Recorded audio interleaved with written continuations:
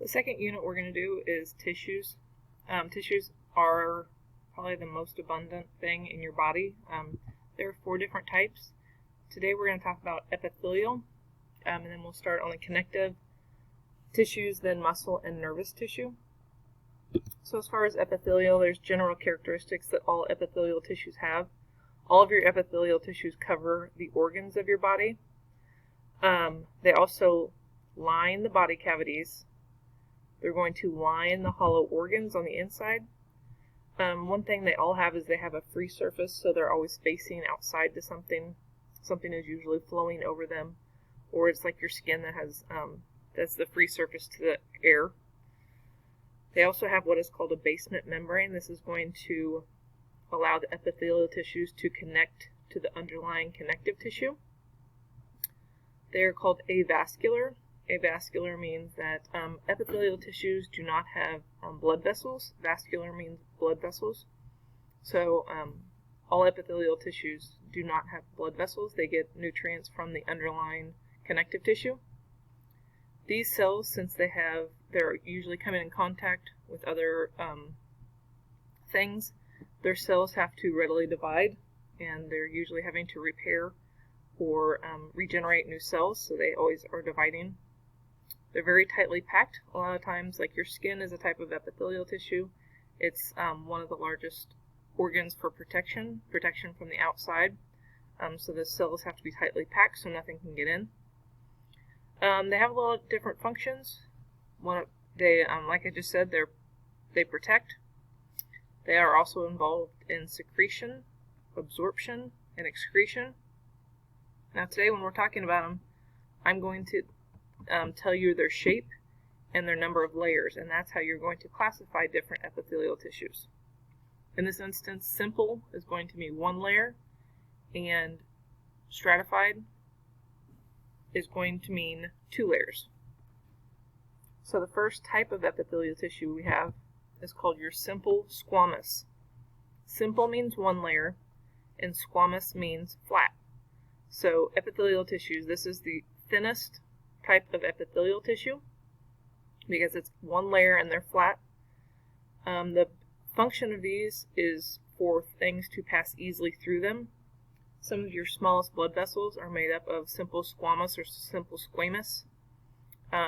So therefore oxygen and carbon dioxide and nutrients can pass through those. You find these in air sacs, like I just said, so the oxygen and carbon dioxide can go in and out. And you also find them in your blood vessels.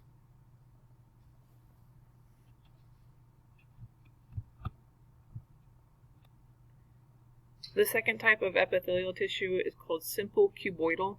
Simple means 1 layer, and cuboidal, means a cube-shaped cells. A lot of these are going to be found in glands. They're usually in a circular pattern like the one shown. So you'll find these in the kidney tubules. They are not as thin as the simple squamous, so they don't allow things to pass easily through them. But as you can see on the picture, the blue, and I didn't point this out for the, right here, this blue, that's the basement membrane that we talked about. So those kind of beigeish color, that is the actual cell, and the blue is the basement membrane, and this purplish is going to be a connective tissue underneath it. And same thing with this. You can see the blue underneath it, that's the basement membrane, and then this purple area is connective tissue. Now here is your free surface. This light blue is your free surface that we talked about on epithelial tissues, so that'd be the center of the gland, and it's going to have the different like lymph or things like that come in contact with it. Next one is simple columnar. Simple means 1 layer, column means elongated or columns. You have, so you can see they're longer. These have cilia, which if you can see the hair-like projections from there, they have cilia on the ends of them.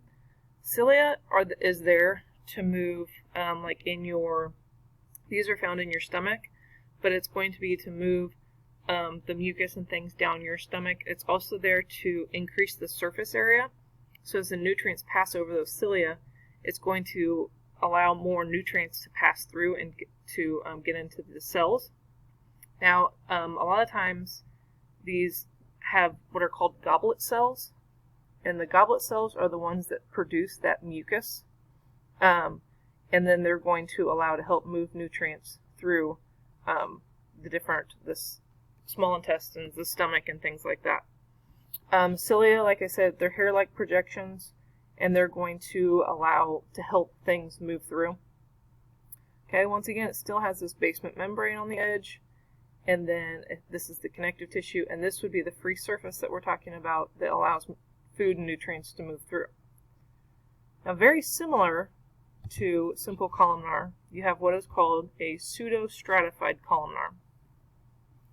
If you look, going back up here to the simple columnar, the nuclei are all along the basement membrane, and they look very organized.